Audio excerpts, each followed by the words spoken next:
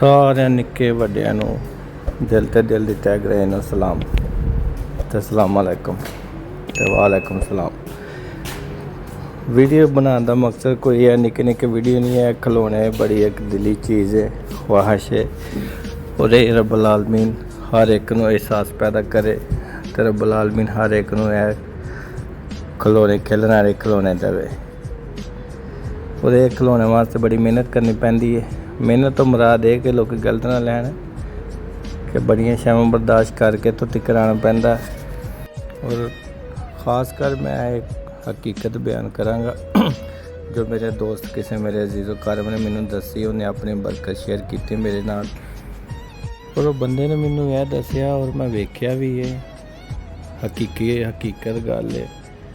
तो उन्हें दसिया कि मेरी शादी जो हुई है, मैं किसी की धी नूं लिया के रोलिया नहीं, कोई जलील ख्वार नहीं किया, उन्होंने परेशान नहीं किया। छोटिया मोटिया परेशानियां तो आंदा आंदियां रहिंदियां ने, नोक चोक तो बुढ़ी बंदे च हुंदी रहिंदी। और इनू लैके अगे वधदे रहे। आंदा पहला साल बड़ा औखा लंघिया, बड़े लड़ाई झगड़े ये वो, कई शावां बर्दाश्त करने पईयां, कई छड्ड छडाण तक गल आई ये वो, बड़े यानी ना पहला साल शादी का।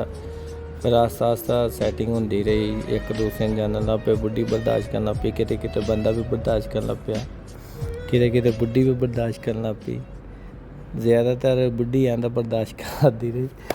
तो कहने का मकसद यही है कि बस पहला साल शादी का औखा होंदा, वो बंदा कट ले तो फिर अगों अल्लाह पाक खैर करे। फिर वो बंदे नूं आदत पै जांदी है। जे मर्ज नूं घटारे ठीक, जे मर्ज वध जे तो फिर कैंसर ही पैदा होंदा है। तो जे बंदा मर्ज तो उसकी दवाई लई रखे तो फिर वो हराम हो जाता पहला साल शादी का। फिर जो पहला साल तो दूसरा साल चढ़ता है, फिर किनू आंदे ने, फिर अल्लाह पाक खैर करे, रब शफा देंदा कि जिंदगी रवा दवा हो जाती, धक्का लग जाता। तो हमेशा शादी का पहला साल औखा सौखा कड्डो, विच लड़ाई झगड़े पैदा होंदे ने, हर किसी दे नहीं होंदे होणगे, लेकिन पहला साल जिहड़ा हुंदा ना, वो सारे साल बंदा कल खुली रहा हुंदा, कल्ला बंदा हुंदा, माँ प्यो भैन भरावां दे सौंदा हुंदा। फिर बुढ़ी आ जांदी, फिर बुढ़ी दियां सुननियां पैंदियां, फिर बुढ़ी सारे निकले दसदी है।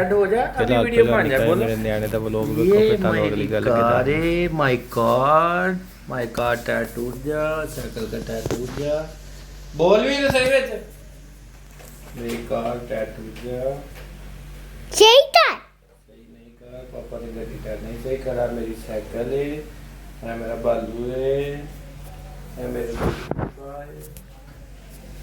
क्या मैं क्या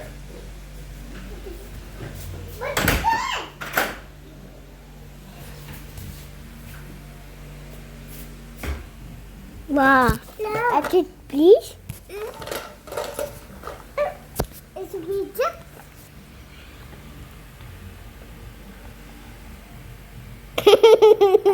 ये तो बर्दू दी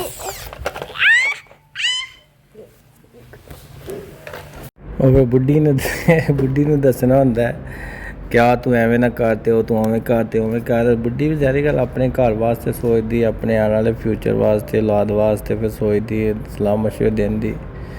पहले बंदा न्यूट्रल हुंदा या न्यूट्रैस्टेंट हुंदा या पता नहीं जो भी हुंदा, या ट्रांसमिशन हुंदा या जो भी हुंदा, कुछ होर नहीं मूँह निकलिया। इंग्लिश भी चंगी सौखी मेरी डाडी है ना।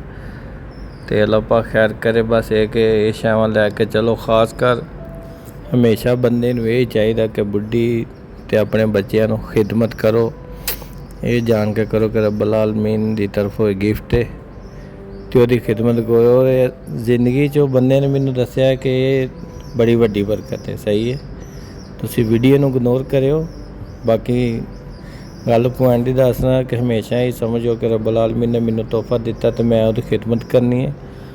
और रब्बुल आलमीन खुदावंद पाक खुदा ये शायद सिला देंदा। और हकीकत गल है, कभी को साल 2 साल ये नहीं कि अज की तो कल नूं इंतज़ार बंदा कर ले। हर शायद एक वक्त है और वक्त का पता भी नहीं चलता। हमेशा ये सोच ले बंदा कि मैं अपनी औलाद की तो बीवी की खिदमत करनी है। रब धी देवे तो यही सोचो कि मेरी धी नूं भी कल नूं मेरे वगैरह ना को लभे, यानी जी अगर अच्छे हो तो तुहानूं यही होवे कि मेरे वगैरह अच्छा लभे। खलास हमेशा खेज समझ के खिदमत करो तो रब्बुल आलमीन ਬੜੀ ਬਰਕਤ ਦਿੰਦਾ ਹੈ। ਠੀਕ ਹੈ, ਬੱਚਾ ਖਿਡੌਣੇ ਮੰਗਦਾ, ਜਸ਼ਨ ਮੰਗਦਾ, ਉਹਨੂੰ ਦੇਵੋ।